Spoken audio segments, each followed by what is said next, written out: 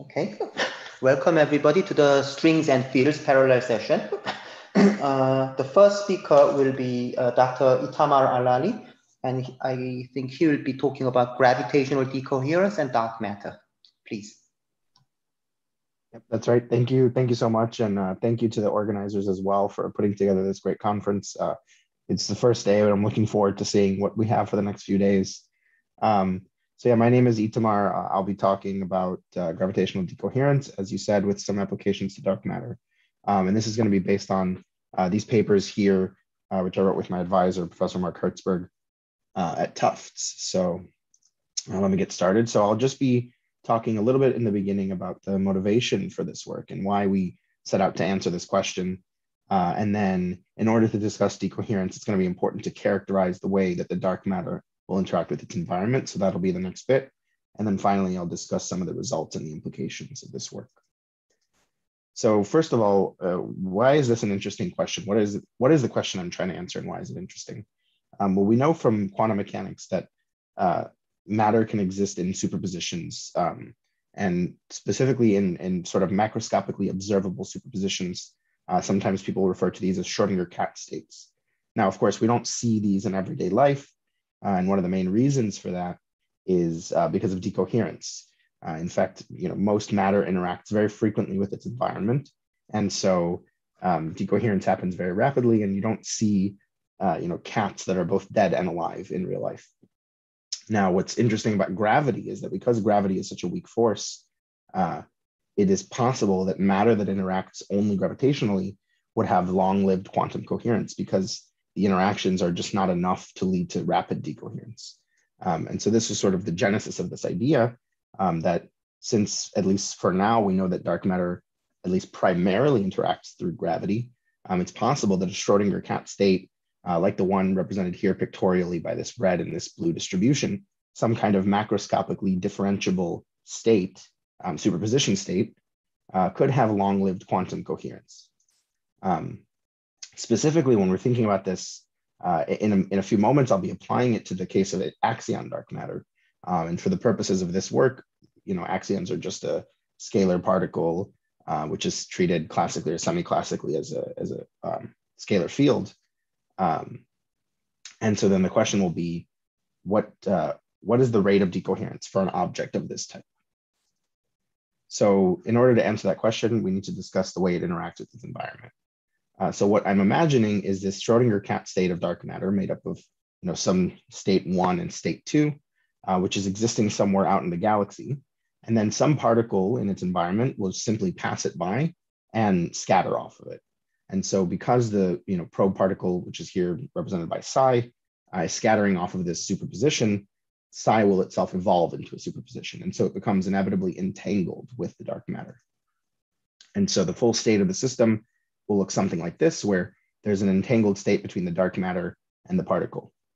And then in general, I can represent this state by its density matrix, but an observer which is observing this dark matter from outside of the system would see these probe particles come in and out all the time, and there would be so many degrees of freedom to the environmental particles that they would simply ignore them and only pay attention to the dark matter. And so this amounts to performing a trace over the state of the particle, which then leads me to this reduced density matrix, where I have the two diagonal elements of the matrix, which represent sort of classical probability distributions, and then the off-diagonal elements, which encode the quantum behavior. So in this case, if you think of sort of a simple superposition, which has some kind of interference phenomenon, that would be encoded in the off-diagonal elements of the density matrix. And the existence of these elements is controlled by this inner product right here, which is the inner product between the state of the particle, which scatters off of one of these dark matter states, and the state of the particle, which scatters off of the other dark matter state. And so then the measure of decoherence is how quickly these off-diagonal elements will disappear. So to describe this, we can just think of this particle scattering and treat this in perturbation theory. And so the state of the particle after the interaction is some unscattered wave function and then some scattered wave function. And so then it turns out that the most important part of this inner product is just going to be from the scattered wave functions. And so the decoherence rate will be proportional to this, where there's some overlap between state 1 and state 1, state 2 and state 2, and then a cross term between states 1 and states 2. And so the full decoherence rate when computed rigorously is proportional to the number density of the probe particles, the speeds of the probe particles, the typical speeds of the probe particles. And then these sigmas are, I'll introduce them in a moment, but these are essentially scattering cross sections. They're generalized because there's this cross term, which is not quite a cross section, but it's something like a product between two different scattering amplitudes. But so this should sort of look familiar, and V sigma is a typical process rate that you would see in the literature, specifically in the context of decoherence. But so in order to fully describe the evolution of the probe particle state, we need a Schrodinger equation for this. And the difficulty here is that you need a Hamiltonian, which can encode the general relativistic gravitational interactions that the probe particle undergoes with the dark matter. So ignoring spin for simplicity, I can treat a scalar field for the probe particle, although the typical probes I'd be considering should be something like baryons or photons in the galaxy. The first approximation, a scalar field will do it. And so this is the action for a scalar field minimally coupled to gravity. And what's important to note at this point is that at the level that we're doing this calculation, this is all being treated very rigorously in effective field theory. So it's sort of a truly quantum gravity calculation, which is sort of rare to find calculations you can do where quantum gravity doesn't have any trouble, but can be done in a rigorous way. And so taking just the simplest metric you can think of, which is just a diagonal metric with these phi's and psi's, which are generalized Newtonian gravitational potentials, we find this Hamiltonian, which has a relativistic kinetic term plus these, which we'll refer to as potential energy terms. And so the sort of important part of all of this is what are the results? How do we begin to characterize the decoherence of these funny dark matter states in our galaxy? So it's important to, first of all, decide on what kind of state you want to study. So for example, if I have a static configuration of the dark matter, so similar to the image I showed of the red and the blue mass distributions, then the problem is very simple. It's just a simple scattering calculation like you would see in a quantum mechanics textbook. So this would be the response, the scattering response of the Q, the mode of wave Q of some wave packet. And it's just the usual thing, a spherical wave, a scattering amplitude, and then the Schrodinger time evolution. And the only difference is that the scattering amplitude is defined in this sort of slightly generalized relativistic way. So you can see how in the limit, the non-relativistic limit, you would just pick up a Newtonian potential and a mass, and it would look just like the usual Lippmann-Schwinger equation. And so here's that generalized cross-section from before. So you can see it's really just a regular scattering cross-section, with the exception that I can have the 1-2 term, which is this funny cross term. And so I come up with this decoherence rate as before. So to look at an example, you can imagine that maybe this Schrodinger cat state is made of just a random fluctuation of the dark matter density in the background of our galaxy. And let's say this random fluctuation is approximately a Gaussian, and it evolves itself into some kind of superposition. Then the scattering amplitude would also be a Gaussian, and the decoherence rate would scale in the following way, or at least the leading order term would. So as you may expect, it scales with the densities of both the dark matter and the probe particle. This makes sense. The more dense the region is, the more frequent the interactions are, the quicker the decoherence. But what's interesting is that it has this very dramatic inverse scaling with the mass of the dark matter particle. So depending on what kind of dark matter you're thinking of, the results can be very different. So taking a look at this briefly, what I have here is the inverse decoherence rate. So really you can think of this as the time it takes for decoherence to occur. Strictly speaking, that time should be, you should integrate over the process, but just the inverse of the rate gives us a good guess. And so in the galactic halo, in the sort of a typical spot of the galactic halo, we can see that for masses which are relevant, for example, for the QCD axion, the typical decoherence rate is right around the age of the universe, maybe a little bit longer, or so, sorry, the decoherence time is a little bit longer than the age of the universe. And so you wouldn't expect decoherence. But for most masses, as you go to lighter and lighter axion masses, if axion dark matter is what you're considering, you would expect decoherence to occur. And then this green curve similarly is, if you look at instead in Earth's atmosphere, maybe this would be relevant for ground-based detection experiments. And so you can see that the decoherence is much more rapid in the Earth's atmosphere. Another example, instead of considering a static source, a slightly more interesting example maybe is that of an oscillating scalar field. So when you think of typical light axion dark matter, usually you're expecting a coherently oscillating scalar field. And so if we think of this thing in that way with some spatial profile and then some simple oscillatory behavior, the scattered wave function becomes a little more complicated. It has three pieces. This alpha equals 0 piece is more or less the same as in the static case. It's just a spherical wave, the scattering amplitude, and the Schrodinger time evolution. But then these -1 and +1 are additional contributions to the scattering, which come from essentially this oscillation giving the particle a kick forward or backward in momentum. And so you have additional support in the probability distributions for slightly higher or lower momentum, so that the collision becomes slightly inelastic. And so what you can have in mind then is something that looks like this. If it'll go, let's try that again.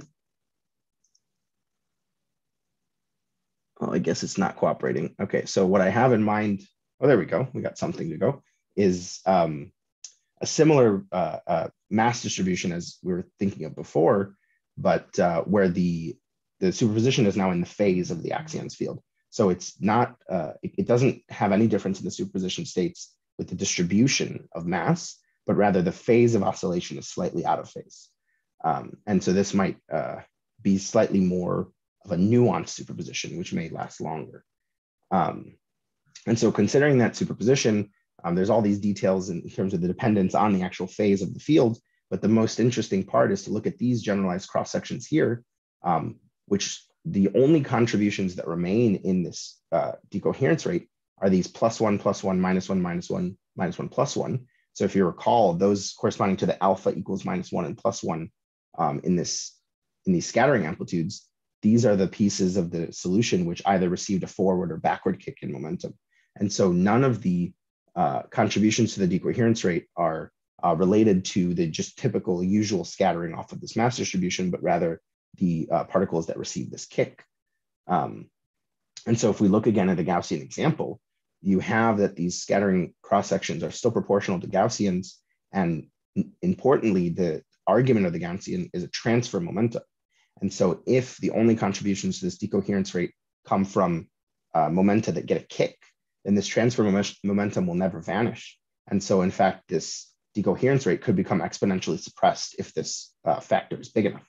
And so if we just look at typical slowly moving dark matter, taking the non-relativistic limit of this, it's just the inverse square of these, the speed of the axion particles and the speed of the probe particles. And so indeed, this is a very big number. And so the decoherence rate becomes exponentially suppressed. So what this means is that if we have dark matter in the galaxy, which is in a superposition of just the phase of the axion field, we don't expect it to decohere. It would just sort of stay in that superposition for a very, very long time.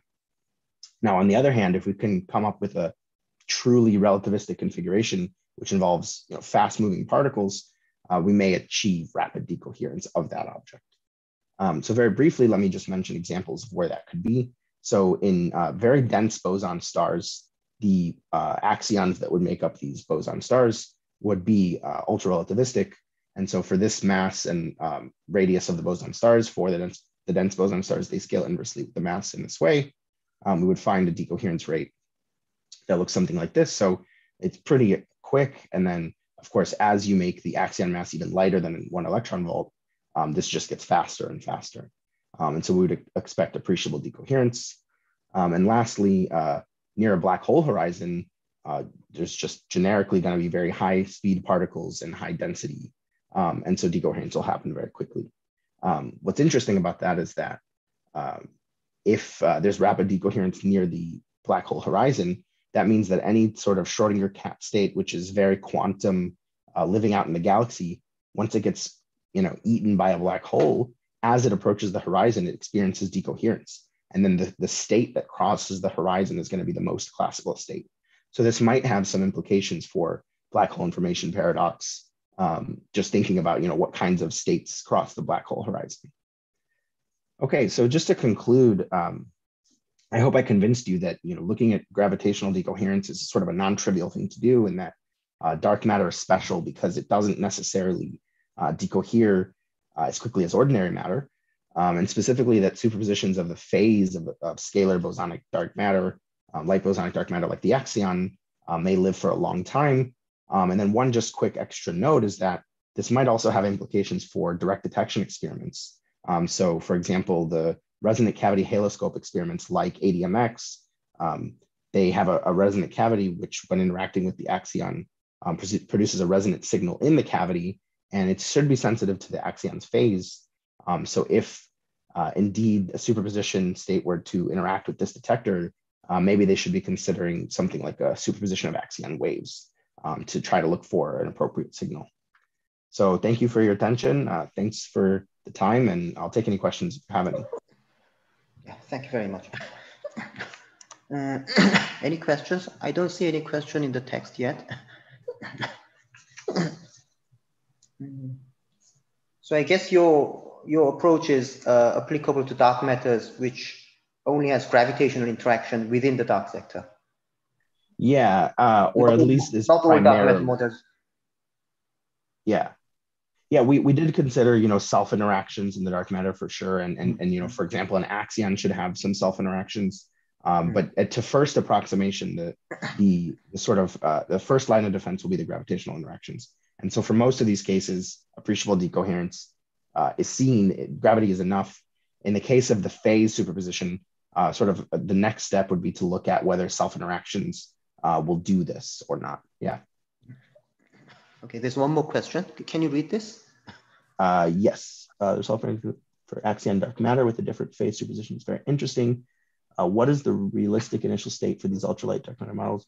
What can make its quantum superposition? That's a good question. So one thing to think about. So first of all, the sort of premise of the work is we sort of just assume that such a state can exist and to see if it would live long. Once you can see that some of these states live long, it becomes more interesting to consider how they come about. And so, for example, there's some work in the literature that's shown that systems that exhibit any form of chaos, so for example, just billiard balls scattering on a billiard table.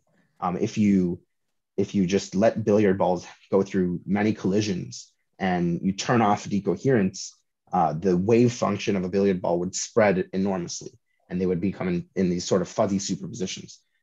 So you can imagine that if decoherence isn't rapid, just infrequent interactions, but nonetheless collisions of dark matter particles somewhere out there exhibit some form of chaos, and so then their wave functions sort of spread, and eventually they become these fuzzy states. Since they're not engaging in very frequent interactions, they don't experience decoherence frequently. So that's all sort of part of the assumptions of the system. So it becomes now more interesting to see, is that a sort of robust setup? Can you really see that happening? Yeah, it's a very good question. Thank you. Okay, so thank you very much, Tamar, for the nice talk. And thank you very much. Do you have a next speaker, Jacob? Yes. Yes. Hello. Can you hear me all right? Yes. Yes. Can you share your screen, please? Yes.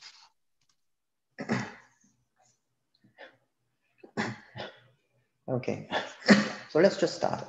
The next speaker is Jacob Litterer. He'll be talking about Lorentz invariance from locality of massless spin 2. Please go ahead. Hi. Thank you, and thanks to everyone for being here at various times. Yeah, today is still June 13th for me. Might be June 14th for other people. So that's right. I'll be talking about a way in which you can derive the Lorentz invariance in theories involving massless spin 2, just from the basic notion of locality. So before we get into that, I don't see, okay. Locality is sort of and Lorentz invariance, a very fundamental seeming principle. So we should review what are maybe some principles that are considered fundamental. Certainly some symmetries, rotations, and translations. Some notion of locality we would like to say is fundamental. And in quantum theories, unitarity. but we also have an other symmetry under Lorentz boost invariance.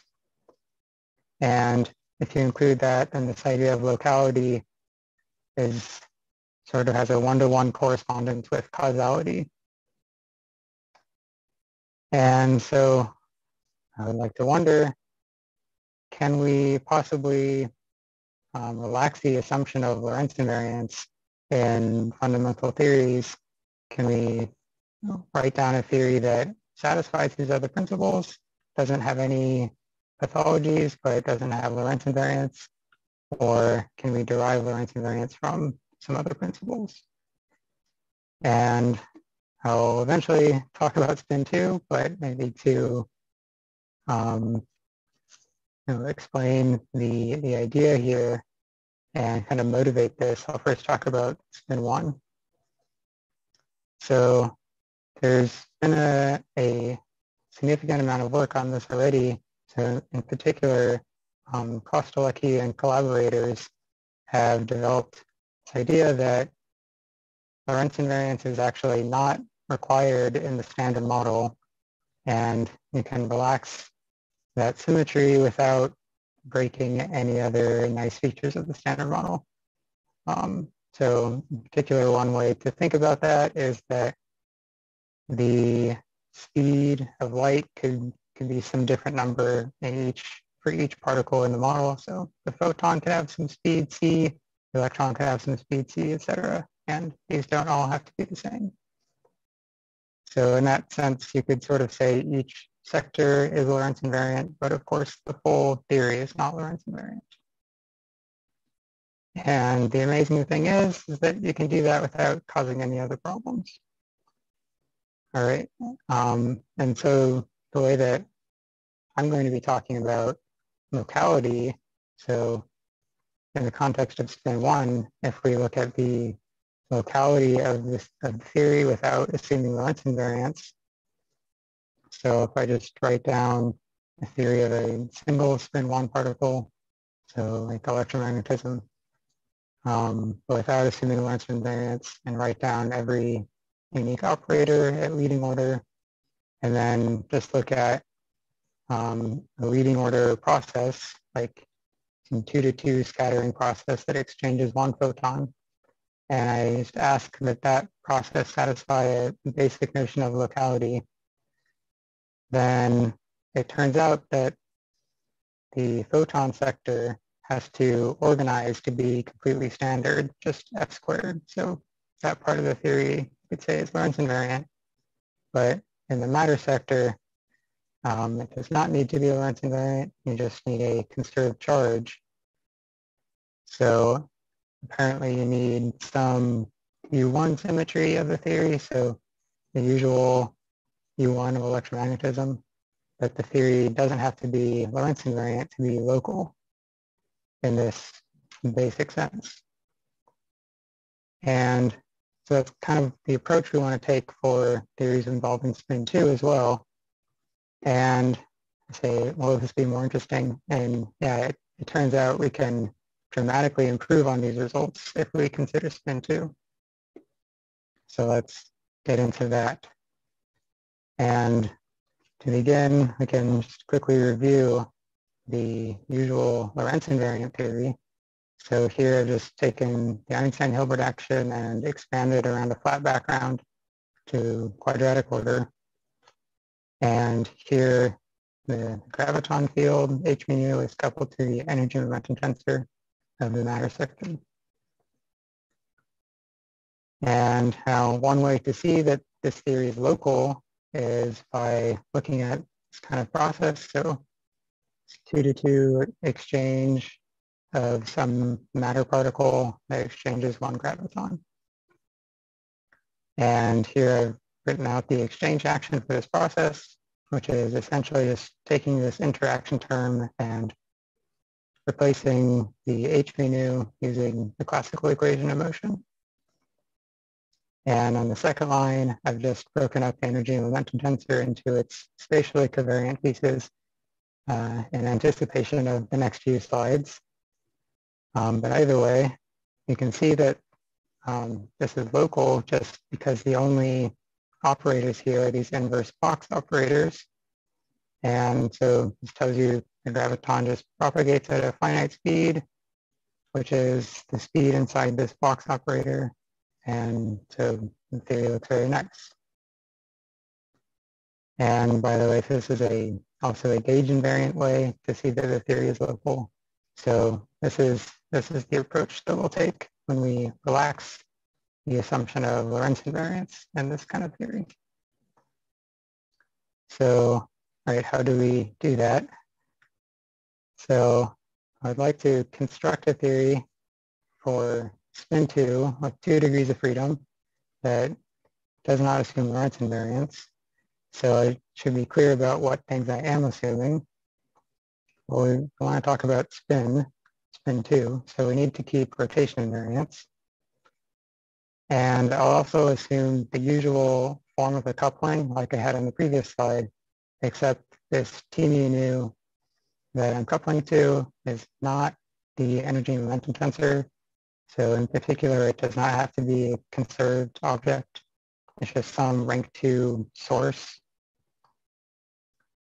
And then if I write down all of the leading 4-dimension operators, then I get something like this, which is basically just what I had on the previous slide, broken up into spatially covariant pieces, and I've inserted some coefficient in front of every term. And you can also include up to 5 unique mass terms, which I'm just not writing here for brevity, but we also considered those. And right now, if you do this kind of, if you break Lorentz invariance in this way, if you deform the structure of the theory in this way, then you also give up the usual gauge redundancy in GR. So we now have more than 2 degrees of freedom, but we're choosing just to study 2 degrees of freedom. So we have to impose some condition on this theory that cuts down to the number of degrees of freedom that we want. And of course, there's not a unique way to do that, but it turns out in every possible choice of conditions to do that, you'll end up with the same results. So in the next couple of slides, I'll just use the simplest condition, but that's something to keep in mind. So right, the convention here I'll also mention is that when all of these coefficients are equal to 1, then this just collapses to the structure that I showed on the previous slide, just GR.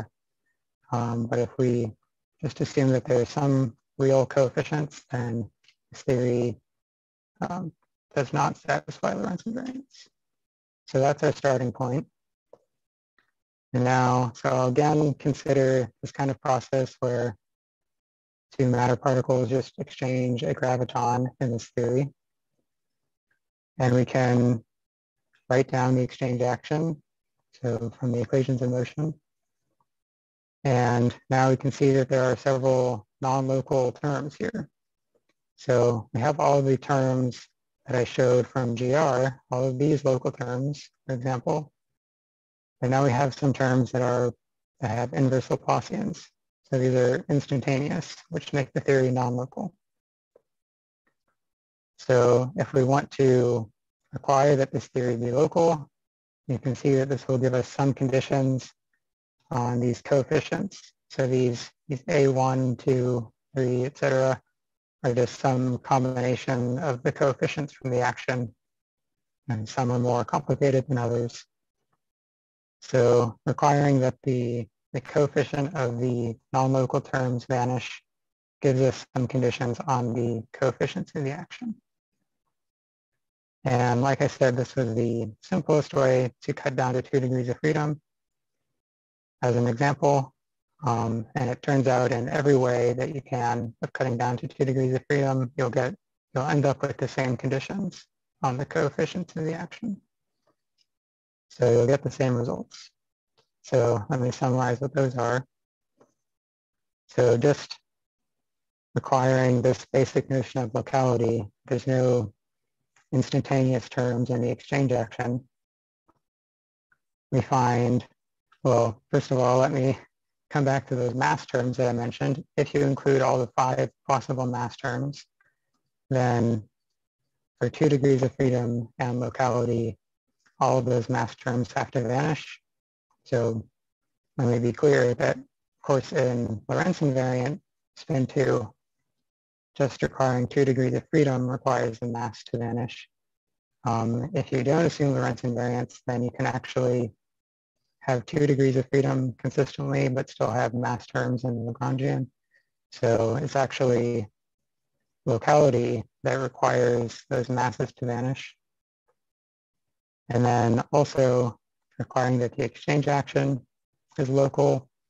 All the coefficients in the Lagrangian have to organize such that the graviton sector is fully Lorentz invariant, so it collapses back into the GR form.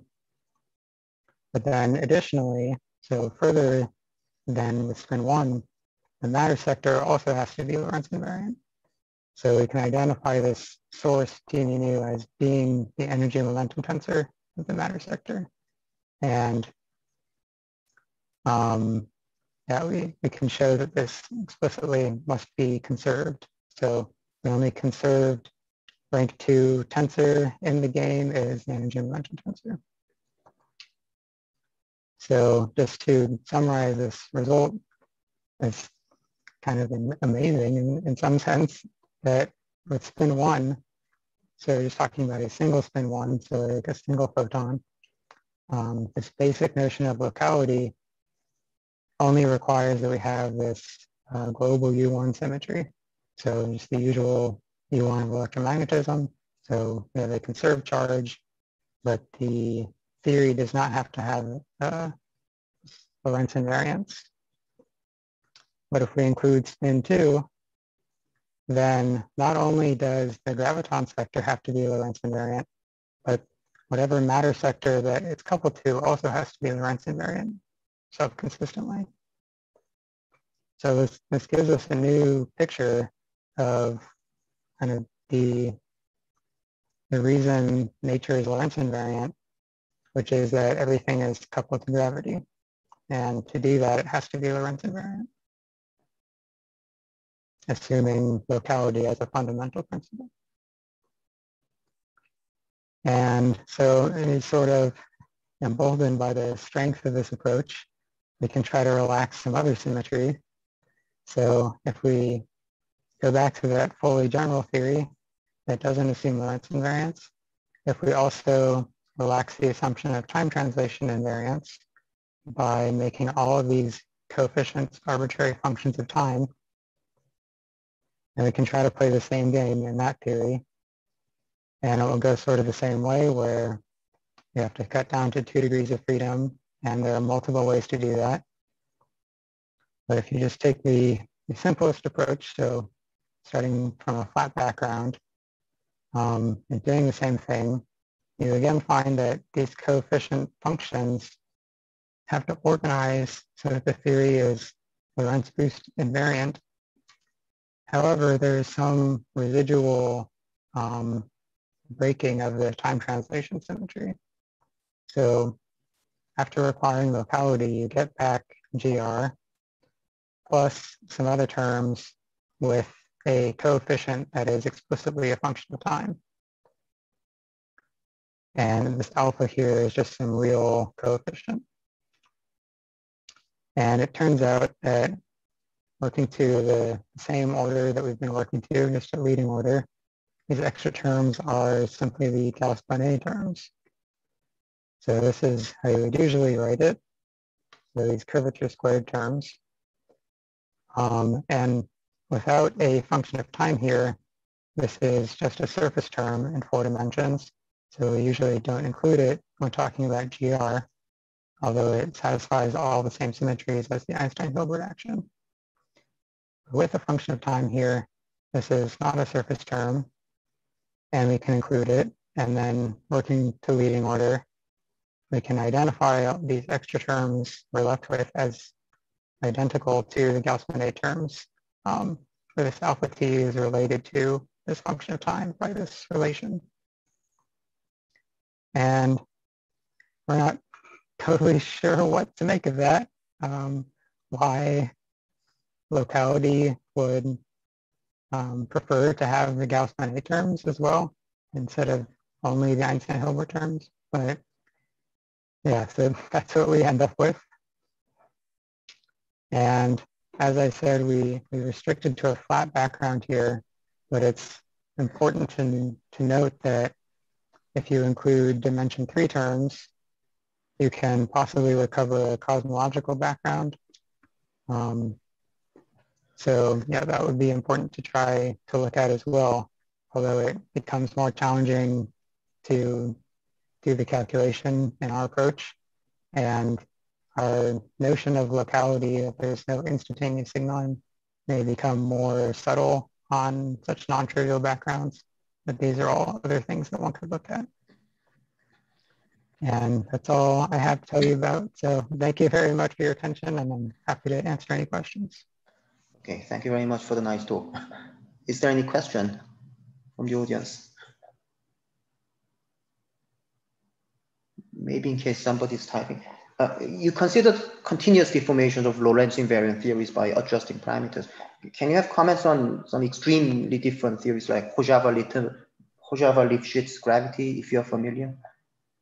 It has some inhomogeneous scaling between temporal and spatial kinetic terms. I'm not sure how well I can comment, but if it's consistent with locality or whatever principle. Yeah, the only assumptions that we make when we write down this action plus mass terms are spatial rotations and translations.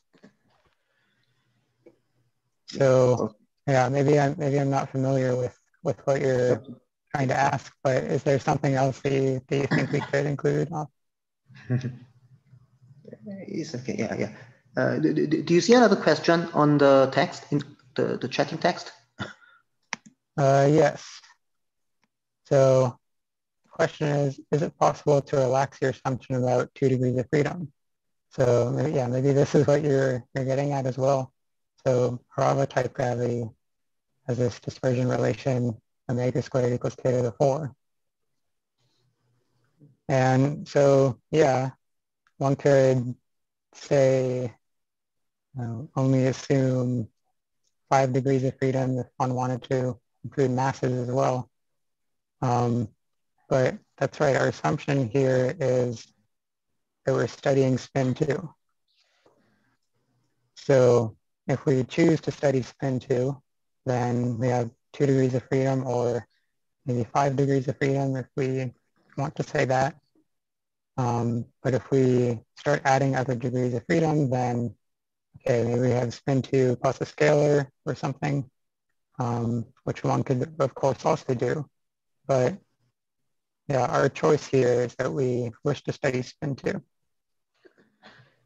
So that's our setup.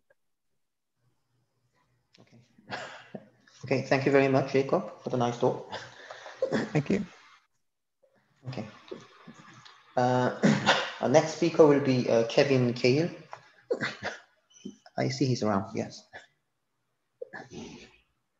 Let me unmute myself. And my talk is over here in a PowerPoint. I'm not quite sure how to put this PowerPoint on that slide. Is that? Can you share your screen or your slide? There's a button at the bottom. Maybe it's a green button. Share your. Right. I see the green button. So I'm going to hit share screen. But now I need to go to this screen. Right. Share. Sorry. Yes, I'm seeing the screen now. Okay, so are you ready to start now? Yeah, sure. We just sure, right. Let's start. Yeah. So the next speaker will be Kevin Cahill, and he'll talk about local Lorentz invariance and dark matter. Please go ahead. Hi. Well, good morning, people in Asia, and good evening, people elsewhere. I'm going to talk about as the title suggests, gee, I'm not able to, I can't get the, let's see if this works. Ah, there. Okay, so I'm going to be talking about the fact that general relativity with fermions has two independent symmetries. One is general coordinate invariance. That's the traditional symmetry of general relativity, the well-known symmetry. And the second symmetry is not mentioned very often. I've never seen it actually, and it's local Lorentz invariance. And in traditional general relativity, local Lorentz invariance is implemented by something called the spin, oh God, I've forgotten now what it's called. The spin, I'm terrible with names. Let me just, anyway, what I'm suggesting here is that it may be implemented by bosons that have their own Yang-Mills-like action. I'm calling these L bosons, L for Lorentz. These L bosons would couple to fermions and generate a potential that violates the weak equivalence principle. Experiments have shown that L bosons, if they exist, are nearly stable and contribute to dark matter. So once again, general relativity with fermions has two independent symmetries, general coordinate invariance and local Lorentz invariance.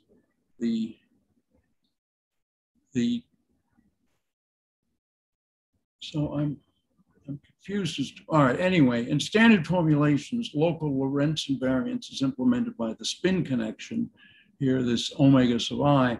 I'm suggesting that it may be implemented by gauge bosons that have their own Yang-Mills-like action. Such L bosons would couple to fermions and generate a potential that violates the weak equivalence principle. And if they are massive, the inverse square law as well. Experiments looking for such potentials imply that the bosons, if they exist, are nearly stable and contribute to dark matter. Now let's see if I can go to the next slide without screwing some things up. In standard formulations, the covariant derivative of a Dirac field looks like this, where this is the spin connection. These are ordinary gamma matrices. Here I'm using a 4-component Dirac spinner. The spin connection is involves the Levi-Civita connection gamma, and then Cartan's tetrads, derivatives of the tetrads and a quadratic expression in the tetrads. The Levi-Civita connection in turn is defined in terms of derivatives of the metric tensor and the inverse of the metric tensor. Whoops. And the metric is quadratic in Cartan's tetrad. So this is the standard formulation. And what bothers me about this formulation is that this coupling to fermions is just so, frankly, ugly. I mean, look at that thing.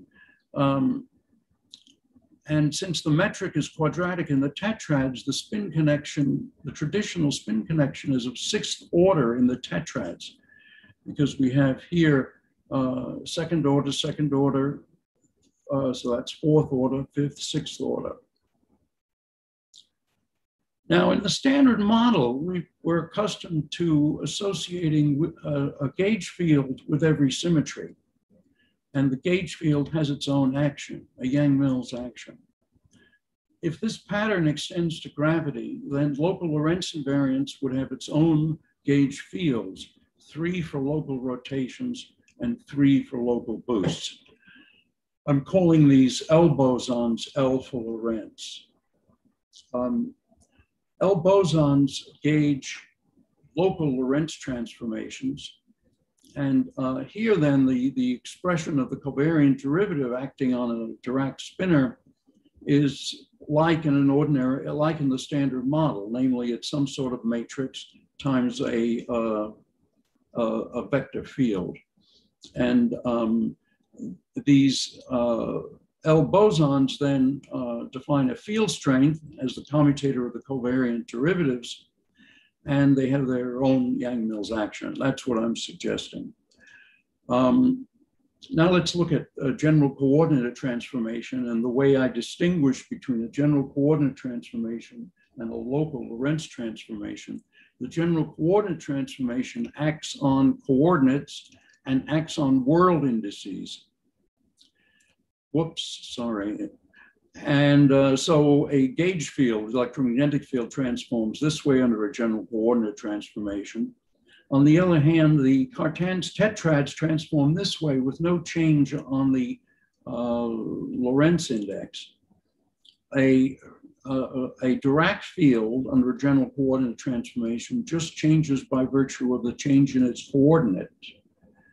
And the L bosons that I'm suggesting may exist transform this way just because of their one world index.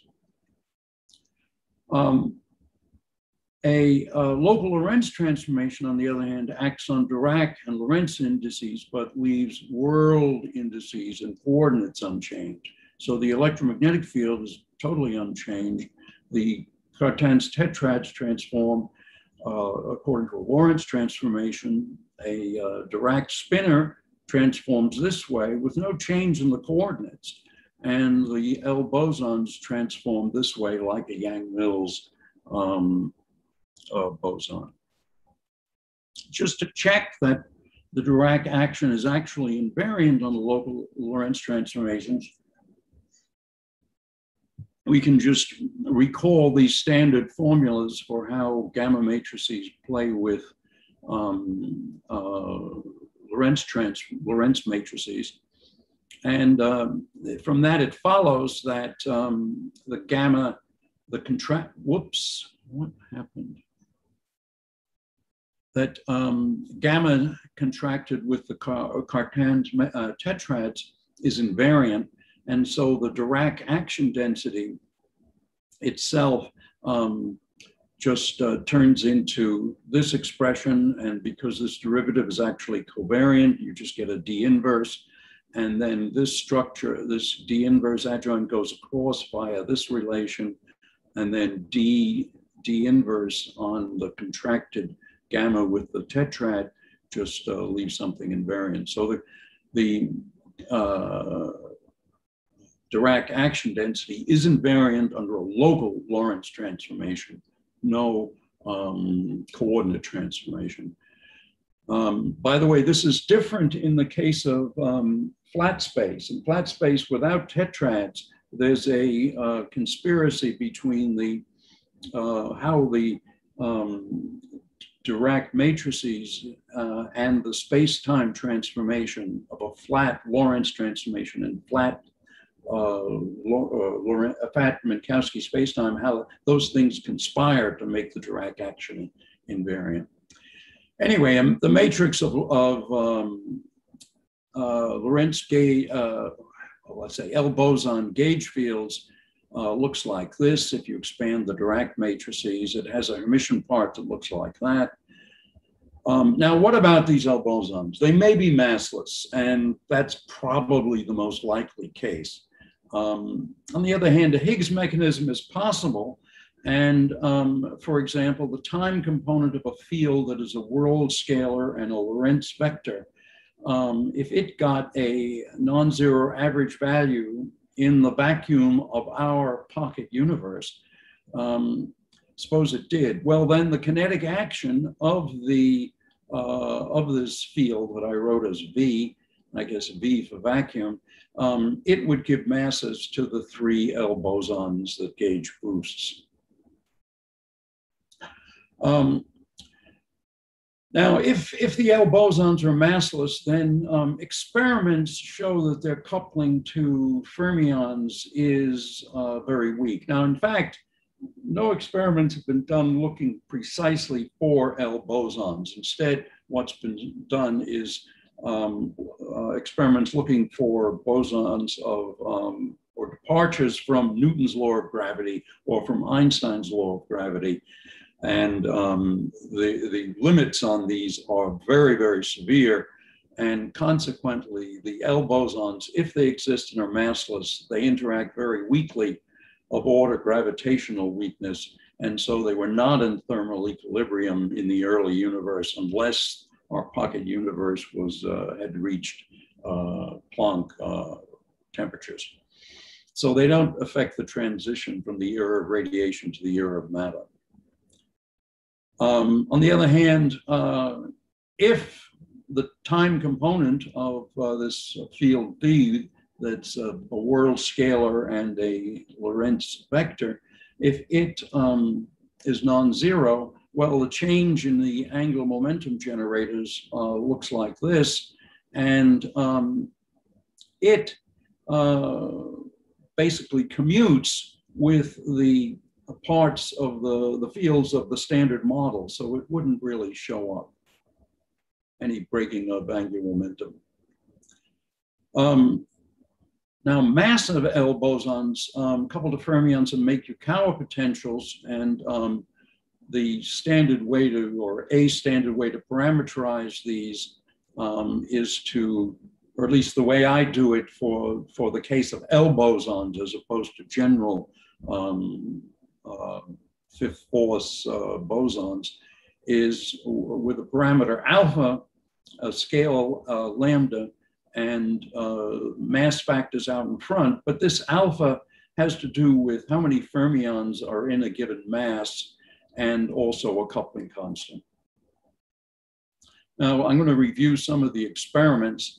The Riverside and Indiana and Purdue group have placed upper limits on the strength of Yukawa potentials that violate the inverse square laws at differences, at short distances between 1/100th of a micron and 100 microns. So those were quite remarkable experiments. The Washington group tested the inverse square law at slightly longer distances between a micron and a millimeter.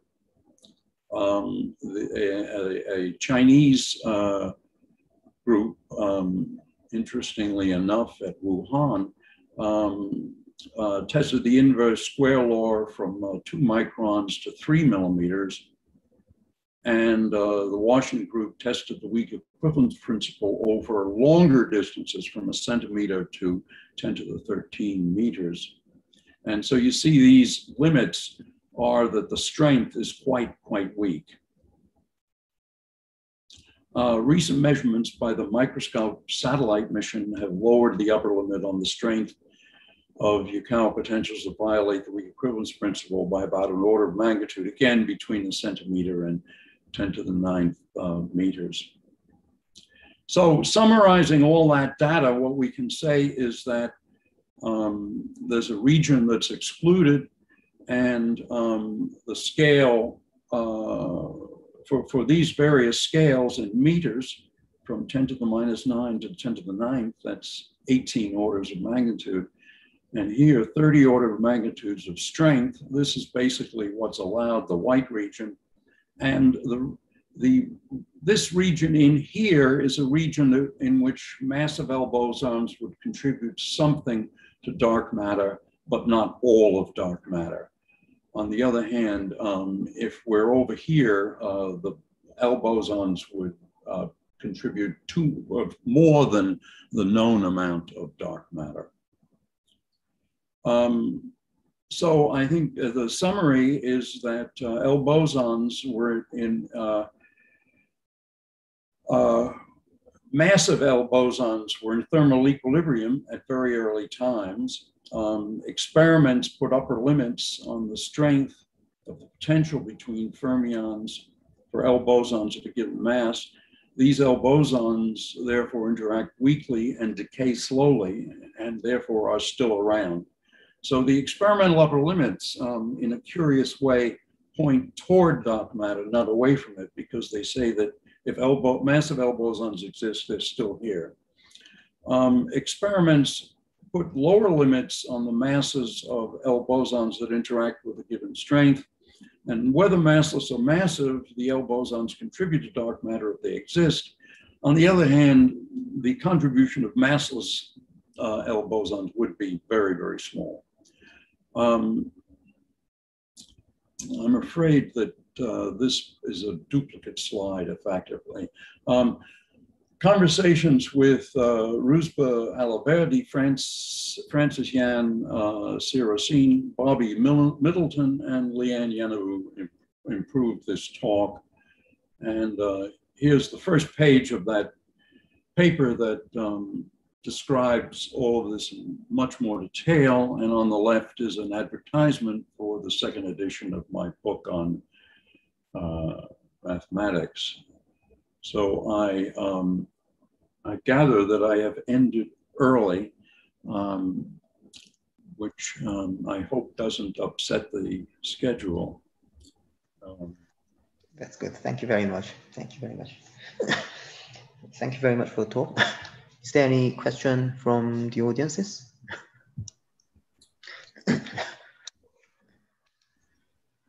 We have a couple of minutes for questions and answers.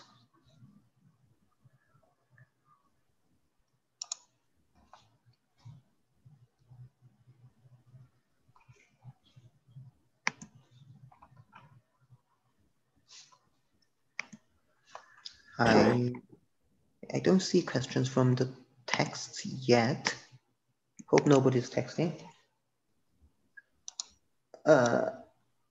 If no more questions, then let's thank Kevin again for the nice talk. Thank you very much. Bye. Good. We have our next speaker. Yes, Toshi. Yes, I'm here. Yeah. Let me share my window.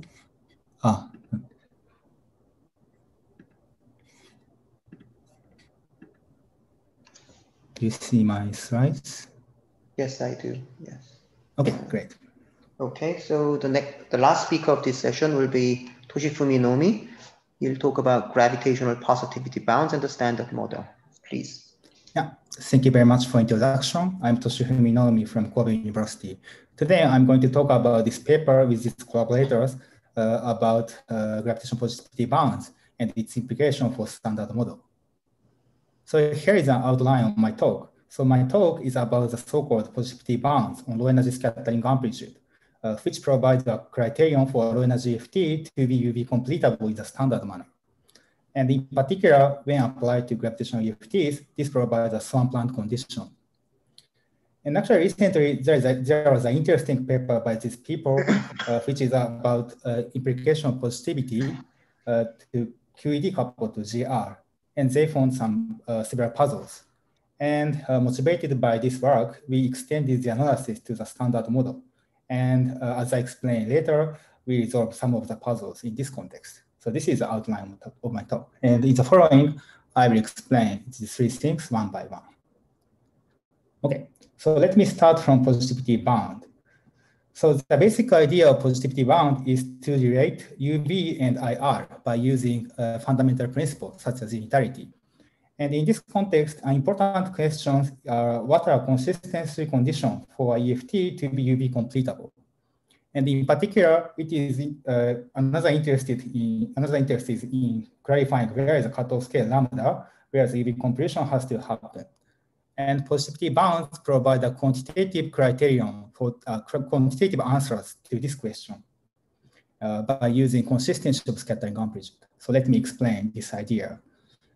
So in this slide, I will focus on non-gravitational theory for technical simplicity, but I will explain the situation for gravity shortly. So having QED in mind, let us consider photon-photon scattering with the forward limit.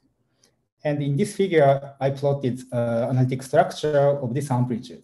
So this is a S-channel branch cut associated with multi-particle states, and this one is a U-channel counterpart. And if you are interested in IR theory, we can expand amplitude in this way in one-direction variable. And for example, this coefficient C2 of S squared is given by the integral around the origin like this. So this is the language of IR. And in order to relate this IR information to UV data, we can deform the integration counter like this. So this is expression after counter deformation. So here the first term is the integral along the branch cut. And I use the SU crossing symmetry to relate U-channel branch cut to the S-channel one. And the second term is integral at the infinity. So in this expression, everything is given in terms of UV theory. Okay? And if we further assume that the amplitude is bounded by a square, which is motivated by Flusser bound, then the second term vanishes. And so the IR coefficient C2 is directly related to the integral over the discontinuity like this. And optical theorem says that this imaginary part has to be positive, and so C2 has to be positive. And this is a famous positivity bound. So to summarize so far, unitarity and analyticity implies a positivity bound in this form. Okay? And actually, it is convenient to decompose this integral region below and above the cutoff scale in the following way. So here I introduced a new quantity B lambda, which is C2, this is the coefficient of S squared, minus integral up to cutoff scale. And this guy has to be equal to integral above cutoff scale, and which has to be positive because of unitarity.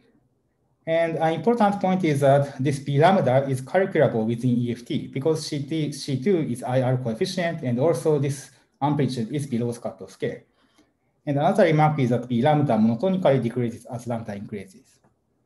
So the discussion so far is about non-gravitational theory. And actually, if we want to generalize this to gravitational theory, there are some subtleties.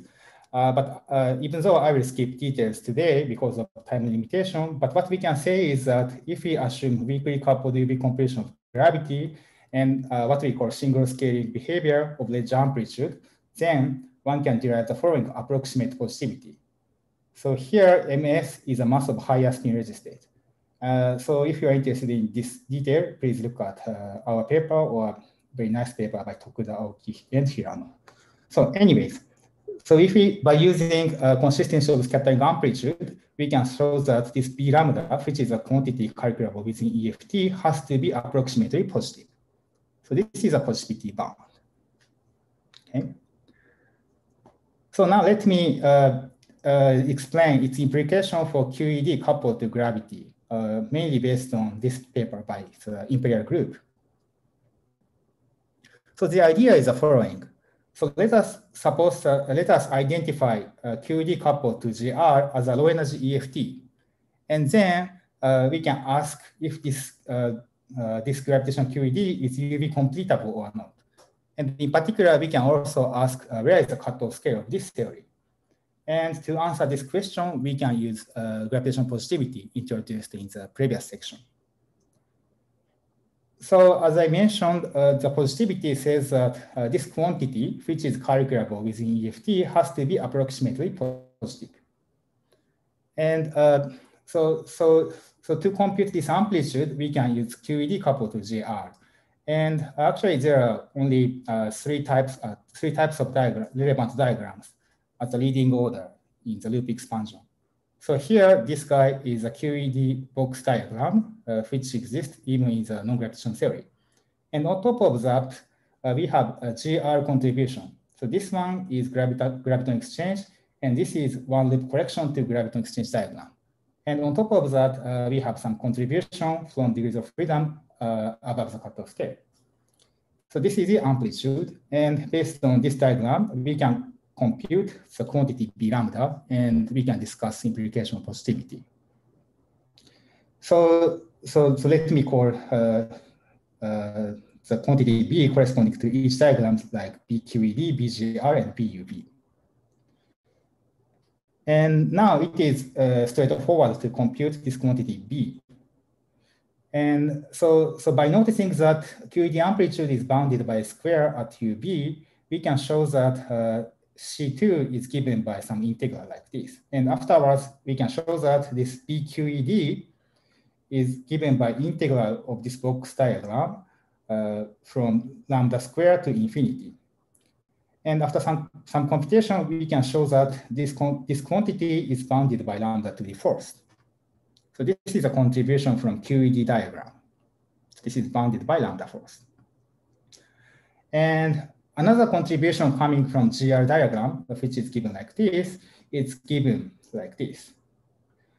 So it is straightforward to compute this thing, but the important thing is that this guy has a negative sign. And on top of that, this guy stays finite even in lambda to infinity limit. So this is a two main contribution to the inequality. So all in all, the gravitational positivity bound implies this inequality. So this one is a contribution from QED, and this is from GR, and this is from UV degrees of freedom. And this is some ambiguity associated with subtlety of gravity. But noticing that electron mass has to be well below the cutoff scale, then we can simplify this inequality into this form. So as you can see here, the left-hand side is bounded by 1 over lambda force. On the other hand, the right-hand side is lambda independent. And as a consequence, we can give an upper bound on the cutoff scale lambda like this. So this is a cutoff scale of the gravitation QED. And if we apply the QED value over real world, this guy turns out to be 10 to 8 GeV. So this is a main result discussed by the Imperial group, which I mentioned earlier. So to summarize, so far I used a gravitational positivity bound to discuss consistency of gravitational QED. And the bound implies an upper bound on cutoff scale like this. And the result says that the cutoff scale is like 10 to 8 GeV, which is too low compared to the cutoff scale, for example. So one would wonder that this cutoff scale could be too small to believe. And another interesting puzzle is that if we take massless limit of this bound, meaning MV goes to 0, then cutoff scale lambda goes to 0. So it sounds like massless QED is in the swampland, which sounds like a bit strange. So, to solve these puzzles, we extended our analysis to the standard model. Okay. So now let me advertise our work, finally. So what we did is basically the same as QED case, and we used gravitational positivity bound to discuss consistency of the full standard model. And what to do is basically the same as QED, but there are two important differences. The one difference is that in contrast to QED, we have spin-1 charged particle in weak sector, namely double bosons. And another remark is that there can be hadrons if some of the Mandelstam variables are below the QCD scale. So this is the main ingredient. So let me explain contribution from weak sector and QCD sector one by one. So let me start from weak sector analysis. So if we look at weak sector amplitude, we have this type of one loop diagram like this. So this is just a box diagram, and we have something similar. And essentially because of spin-1 nature of the double boson, the high energy behavior of this amplitude is given like this. So this guy behaves like S linear in S. So on the other hand, QED amplitude was S to the zeros. So essentially because of this difference, the bulk quantity B has a suppression only 1 over lambda square. So previously QED quantity has a 1 over lambda force. So at high scale, weak sector dominates over the QED effect. So this is a QED weak sector analysis. And also for QCD sector analysis, actually we have to look at the non-perturbative effect of QCD carefully.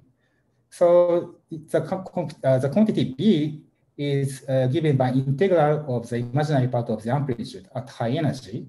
But the important thing is that we are looking at forward limit so that the Mandelstam variable T is smaller than the QCD scale. So essentially because of this, we have to look at hadron effect carefully. And after taking into account this effect, we find this type of behavior. And here is a summary of the result. So the gravitational positivity bound implies this type of inequality, and this right-hand side is plotted by this black dotted line. And this red one, blue one, and green one are contributions from QED, weak sector, and QCD sector. And the right-hand side has to be bigger than the black one. So it shows that the maximum cutoff scale of the standard model is 10 to 16 GeV or something like this. So which improved the QED cutoff scale in a significant way. So as a final remark, let me comment on a hypothetical electrolytic theory without QCD sector. And if we don't have QCD sector, what we compare is this blue line and black dotted line. And the positivity bound given by this inequality can be replaced like this. So it provides an upper bound on the ratio of W boson mass and Planck mass in terms of electron mass and cutoff scale lambda. So one could imagine that one could expect that this could provide a possible explanation for hierarchy between the electroweak scale and the Planck scale. And another important remark is that this inequality shows that massless limit of QED, namely M equals to 0, can be consistent if we take W boson to massless. And actually, this is consistent with the Veblen picture of the string theory. Okay, so let me summarize my talk. So in this talk, I discussed the implication of positivity bound in gravitational theory, motivated by recent swampland activity. And so when we apply this to gravitational QED, there are some puzzles, like cutoff scale is too small compared to cutoff scale, etc. And also massless QED was in the swampland. But we showed that we extended the analysis to the standard model, and then we found that the cutoff scale is improved up to lambda to 10 to 60 GeV, which is close to the cutoff scale. And also we found that massless limit of this QED is allowed if we take W boson goes to 0 simultaneously. Okay, that's all my talk. Thank you very much. Okay, thank you very much for the nice talk. You already have one question. Can you read the chatting? I see. The question was raised at massless QED part. I see. How one can know the value of MS, although it is heavier than the cutoff scale lambda? I see. Yeah, thank you for the question. So, yeah, okay, so there is no, we cannot know the value of string MS. So what we know is, what we know is that MS has to be higher than lambda, or higher or equal to the lambda. And this is enough for our analysis.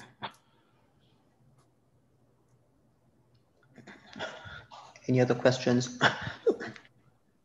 Can I ask something? Can I use this instead of writing? Yeah, sure, please. Okay. Can you say something more about this single scaling limit? This is what allows you to do the integration above the cutoff, right? Right. Yeah. That's right. So, yeah, thank you for this point. So single scaling assumption is, okay, so in order to give a bound in gravitational theory, we have to assume ledge behavior of the amplitude. And so here I parameterize ledge amplitude like this at high energy. And our single scaling assumption is that dimension-free parameters appearing here, F or alpha prime, are basically the string scale. And because of this assumption, we obtain a bound on B lambda like this. So in order to get a lower bound in terms of string scale, we needed this assumption. Did it answer? Yeah, so this is how it looks in string theory. Like this is the Regge trajectory of string theory, roughly? Yes. And so then this is what cuts off the integral that you're doing. Sorry, this is what cuts off the integral that you are doing because you're extending the integral above the cutoff. Right. This is used to evaluate integral from cutoff to infinity. So especially when we discuss behavior around the infinity, we need this information. Thank you. Okay. Any other questions? Do you mean that the positivity bound P can be understood as? Yeah, thank you for this point. So yeah, probably I should explain. I should have explained it more carefully.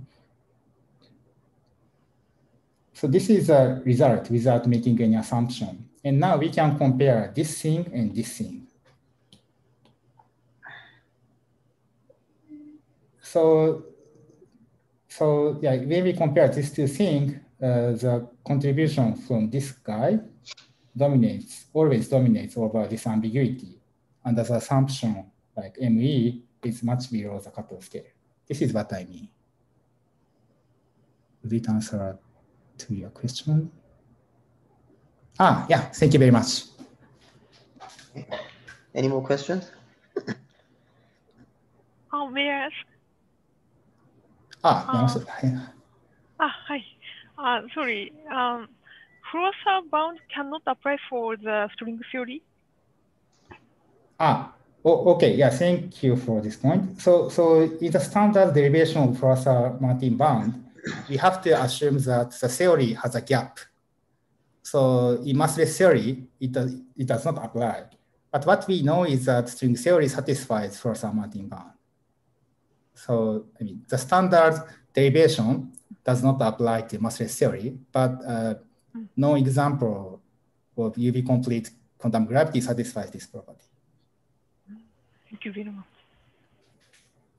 Okay. Okay. If no more questions, let's finish by thanking Toshifumi again. Yeah, thank you very much. Yeah, we're going to close this session by thanking all the speakers of this session.